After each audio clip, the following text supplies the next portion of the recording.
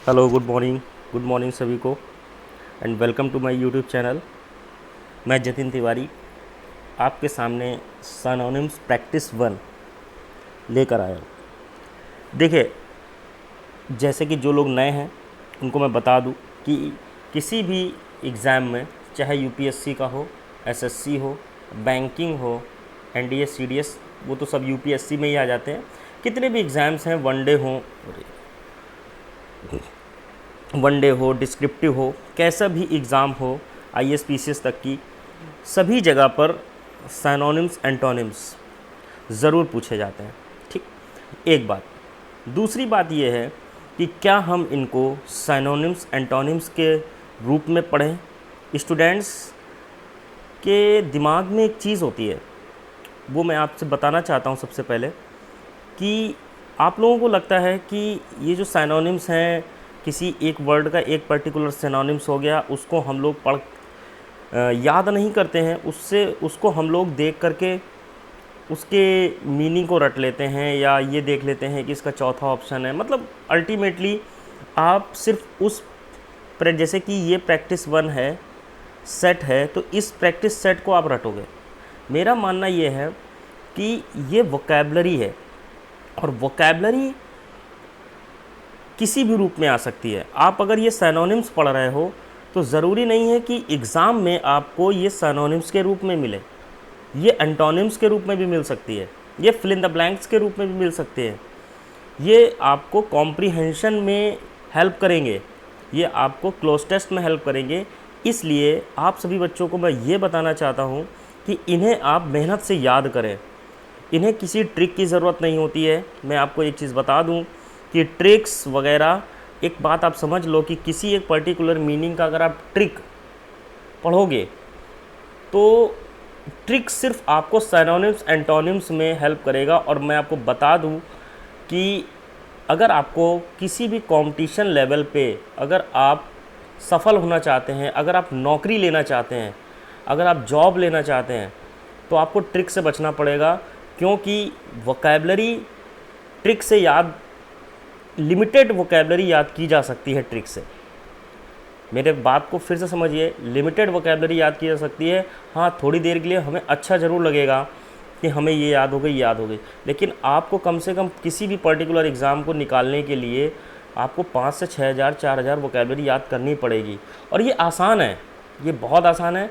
इसको मैं आपको बताऊंगा कि इसको कैसे हम आसानी से पढ़ सकते हैं, इसकी क्या क्या तरीके हो सकते हैं।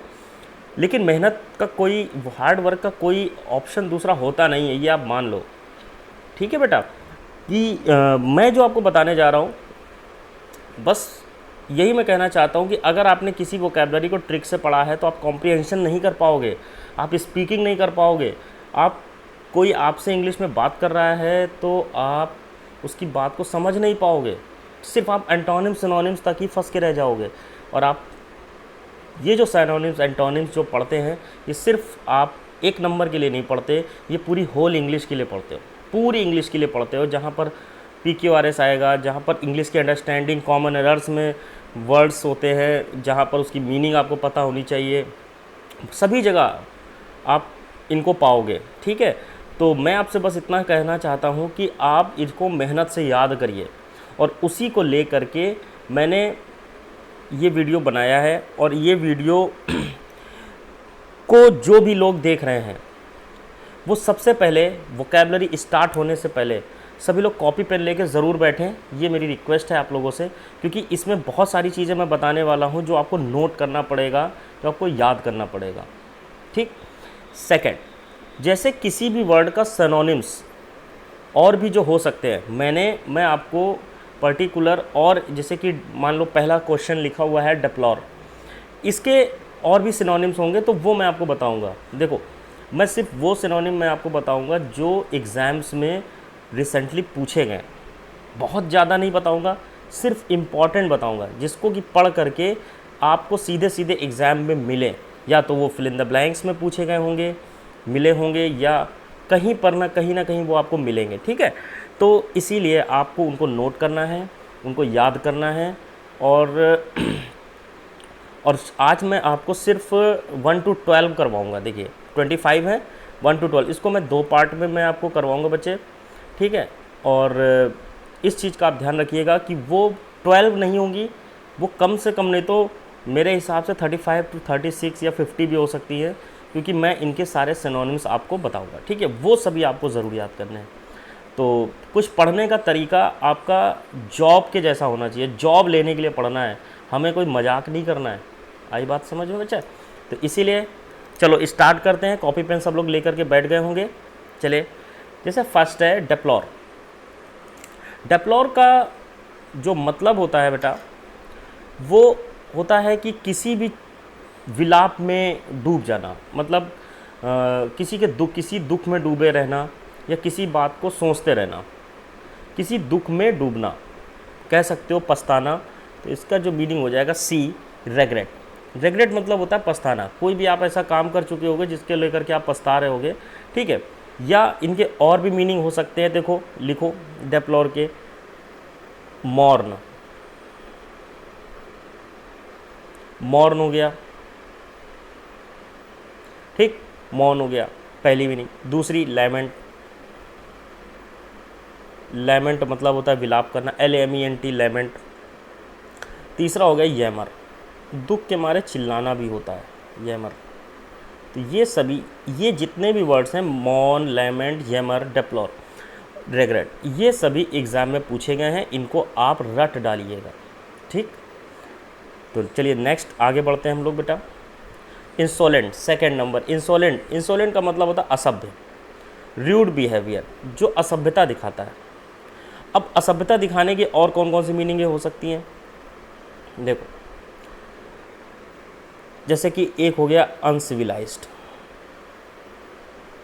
अनसिविलाइज्ड, UNCIVILGLZED, अनसिविलाइज्ड मतलब असभ्य होता है, जंगली। इम्प्यूडेंट हो सकता है, इम्प्यूडेंट, IMPUDENT, सब लिखते जाना। इम्प्रूडेंट, इसी में एक मीनिंग आ जाती है, इम्प्रूडेंट। ये सभी मीनिंग आप जल्दी से नोट कर लीजिए, ठीक। और र्यूड आपको एक मिली गई है मीनिंग। नेक्स्ट आगे बढ़ते हैं। फॉरलॉन, फॉरलॉन का मतलब होता है बहुत ज़्यादा उदास रहना, बहुत ज़्यादा दुखी रहना, अपने आप को अकेला महसूस करना।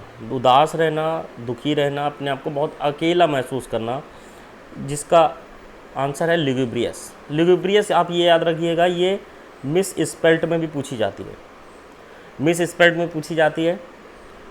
और इसके देखो सिनोनिम्स क्या क्या हैं जो पूछा गया है सबसे ज़्यादा, ग्लूमी, लोनली, सॉलिटरी, बहुत अकेले अकेले रहना, लोनली, ग्लूमी, सॉलिटरी, अकेले रहना, फॉरलॉन, अकेले रहना मतलब बहुत ज़्यादा दुख में डूबे रहना, ठीक है। आगे बढ़ते हैं। परपिचुअल, ये मीनिंग बहुत बार आया है, इसको याद रखना। परपिचुअल का मतलब होता है जो कभी ख़त्म ना होने वाला, शाश्वत जिसे हम बोलते हैं, इसकी हिंदी है शाश्वत। शाश्वत मतलब नेवर एंडिंग, जो कभी ख़त्म ना हो, ठीक है। आगे बढ़ते हैं। असेंट, असेंट का मतलब होता है सहमति जताना, मतलब आप किसी के प्रति, मतलब कोई भी किसी भी चीज़ को आप किसी को अलाउ कर रहे हो, ठीक है, सहमत हो। तो इसका जो आंसर है वो है एग्री। तो इसके और कौन कौन से मीनिंग हो सकते हैं, अप्रूवल हो गया एक मीनिंग, आप किसी को अप्रूवल दे रहे हो। दूसरा मीनिंग अकॉर्ड हो गया, अकॉर्ड मतलब भी होता है सहमति। तीसरा मीनिंग एग्रीमेंट,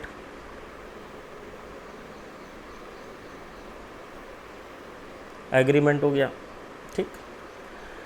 कॉन्कर्ड हो गया, इसको याद रखना, ठीक है बेटा। चलो आगे बढ़ते हैं, नोट कर लेना जल्दी से इनको, पॉज कर करके आराम से नोट करते जाओ, ठीक है। पॉज कर लेना, इसको आराम से नोट कर लेना, लेकिन नोट जरूर करना और याद कर लेना। मैं 12 वोकेबलरी इसीलिए करा रहा हूँ, मात्र मैं 12 करा रहा हूँ कि आपको बहुत ज़्यादा ना हो जाए। पढ़ाई के साथ साथ आप उसको पढ़ते चलिए, उसी दिन पढ़ते चलिए, उसी दिन ख़त्म करते चलिए, ठीक है। वोकेबलरी हम लोग बहुत सारी वोकेबलरी पढ़ेंगे, आप वोकेबलरी की टेंशन मत लेना। आगे ठीक। एडवर्सिटी, एडवर्सिटी एडवर्सिटी एडवर्सिटी होता है दुर्भाग्य, कोई भी चीज़ मिस हैपनिंग हो जाना आपके साथ जो आप नहीं चाहते हो लेकिन वो हो जाए, उसे बोलते हैं मिस हैपनिंग। मिस फॉर्च्यून बोलते हैं बेटा दुर्भाग्य को। इसकी देखो तो दुर्भाग्य हो गया, ठीक है। आगे बढ़ते हैं। एमेंसिपेट, ये मीनिंग आप याद रखिएगा, ये मिस स्पेल्ड के लिए इंपॉर्टेंट है। जो बता रहा हूँ मैं उसको मिस स्पेल्ड के लिए अलग से लिख लेना। एमेंसिपेट, ठीक है। इसका मतलब होता है बंधन से मुक्त करना या बंधन से मुक्त हो जाना, ठीक है। बंधन से मुक्त हो जाना मतलब स्वतंत्र हो जाना। साथ एमेंसिपेट का मतलब होता है स्वतंत्र होना, ठीक है। तो देखो अब है क्या, फ्री हो जाना, अनकन्फाइन। कन्फाइन का मतलब होता है, कन्फाइन का मतलब होता है बंदिश में रहना, ठीक है। लिबरेट हो जाना, स्वतंत्र हो जाना। दास मुक्त हो जाना, दासता से मुक्त हो जाना, ठीक है। तो ये मीनिंग याद रखना, कई बार पूछी गई है एमेंसिपेट।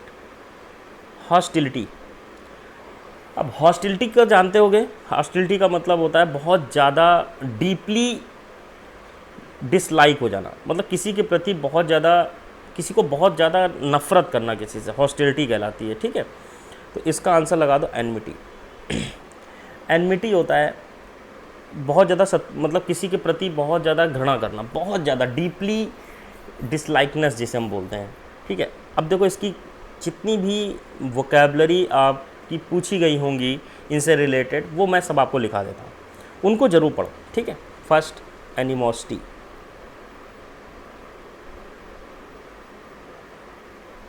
एनिमोसिटी का मतलब होता है बहुत ज़्यादा घृणा करना किसी से। एक मीनिंग आती है इलविल, ये पूरी साथ में ही है इलविल, ठीक है। इलविल होता है बहुत ज़्यादा घृणा करना। फिर इसी के साथ एंटीपैथी,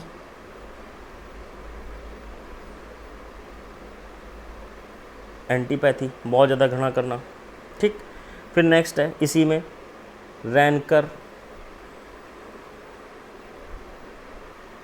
रैनकर, रैनकर मतलब भी होता है बहुत ज़्यादा घृणा करना।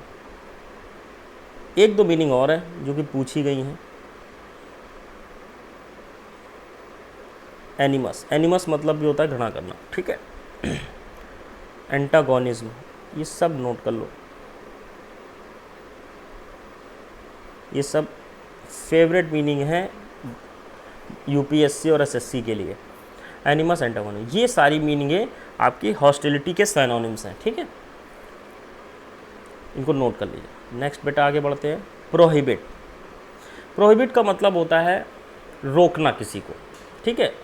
किसी को अलाउ ना करना, कोई भी काम करने के लिए अलाउ ना करना, ठीक। तो रिफ्यूज़ टू अलाउ कह सकते हैं आप इसको फॉरबिड बोल सकते हैं। तो इसका भी आंसर जो होगा फॉरबिड। फॉरबिड मतलब होता है मना करना, ठीक है, कोई भी काम मना कर देना। इसका एक मीनिंग है बहुत ज़्यादा पूछा गया था, कॉन्ट्राबैंड। हालांकि होने को तो ऑब्स्ट्रक्शन भी हो सकता है, बाधा डालना किसी के काम में, किसी को रोकना, हाइंडर करना, लेकिन ये बेस्ट नहीं है। अगर आप मिल सकते हैं, लेकिन किसी काम में रुकावट डालना या किसी को रोकना, ऑब्स्ट्रक्शन, हाइंडर, कॉन्ट्राबैंड, इनको नोट कर लो। फिर आगे है बेटा ड्यूबियस। ड्यूबियस का मतलब होता है संदेह में रखना, किसी को संदेह होना, मतलब नॉट क्लियर। फर्स्ट है नॉट क्लियर, अस्पष्ट होना, क्लियर ना होना कोई चीज़, ठीक है। तो इसका जो आंसर है वो डाउटफुल है, बी 10वें का, ठीक है। अब इसमें देखो कौन कौन सी मीनिंगें हो सकती हैं। एम्बिगुअस,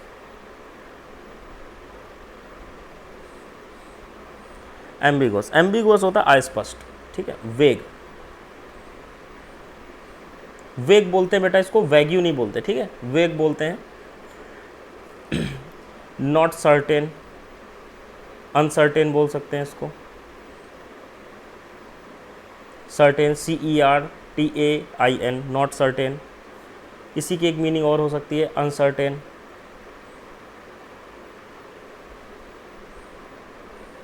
अनसर्टेन, डाउट, संदेह होना। तो ये सभी मीनिंग है, नोट कर लो। और लिखा दें, अनडिसाइडेड, अनडिसाइडेड। ठीक, चलो नेक्स्ट पढ़ते हैं आगे। अबॉर्टिव, अबॉर्टिव होता है असफल होना, असफल होना, सक्सेसफुल ना होना। इसका सी आंसर लगा दो। ठीक है, फेलियर कह सकते हो आप, कोई फेल हो गया किसी भी काम को करने में, फेलियर असफल व्यक्ति को बोलते हैं। फ्रूटलेस बोलते हैं बेटा,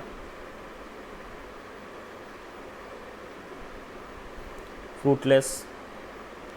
ठीक फिर इसी में एक बहुत ज़बरदस्त मीनिंग है जिसको आप लोगों ने शायद ना देखा हो, उसको ज़रूर नोट करिएगा। स्टिल बॉर्न, स्टिल बॉर्न का मतलब भी होता है असफल होना। एक मिनट में सही से लिख देता हूँ, स्टिल बॉर्न। रिसेंटली पूछी जा रही है ये, स्टिल बॉर्न, जिसका मतलब होता है असफल होना।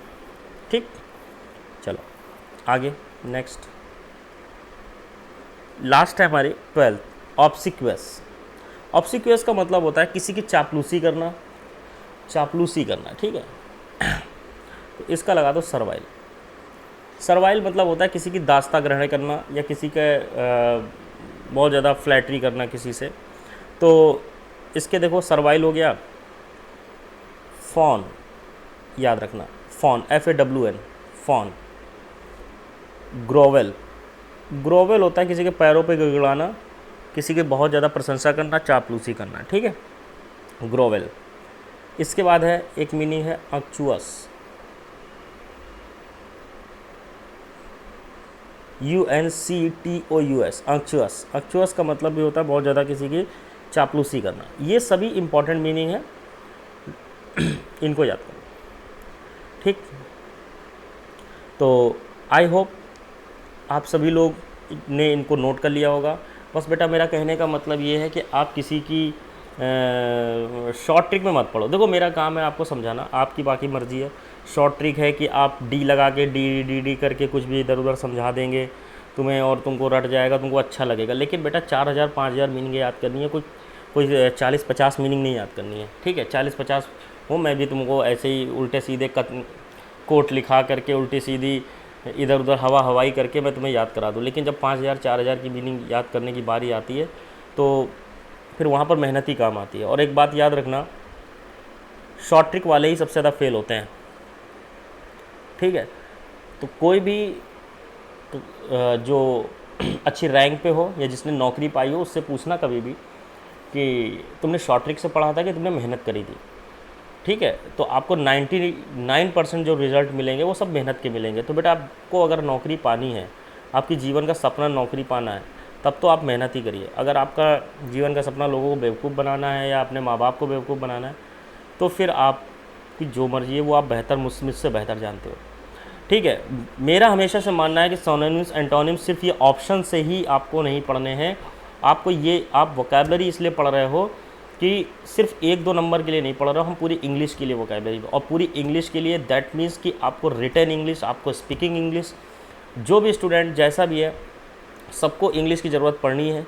इसलिए आप इनको याद करें, मैं बार बार बोलता हूँ आप याद करें, इन सभी को याद करें। नेक्स्ट इनको जैसे ही आप याद करोगे 4 से 8 घंटे बाद आप याद करने के बाद आपको नेक्स्ट वीडियो मिल जाएगा बेटा। तो इसलिए आपकी इसकी एक सीरीज़ चलती रहेगी। तो आई होप आपको ये सब समझ में आ गया होगा। आई होप आप नोट्स बना रहे होगे, आप एक जगह बढ़िया से लिखते जाओ। ये सभी प्रीवियस ईयर से रिलेटेड हैं, सभी एग्ज़ाम्स की वोकैबुलरी हैं, एग्ज़ाम में रिपीट होती रहती है वोकैबुलरी, इसलिए मैंने डायरेक्टली प्रीवियस ईयर की ही वोकैबुलरी उठाई है। और जो मैं अलग से लिखा रहा हूँ वो भी सब प्रीवियस ईयर के ही हैं। ठीक है, तो आप हमारी मेहनत को बेकार मत करना, आप मेरे साथ जुड़े रहिए और इनको करते रहिए। 110% आपको सफलता मिलेगी। तो आज के लिए इतना ही।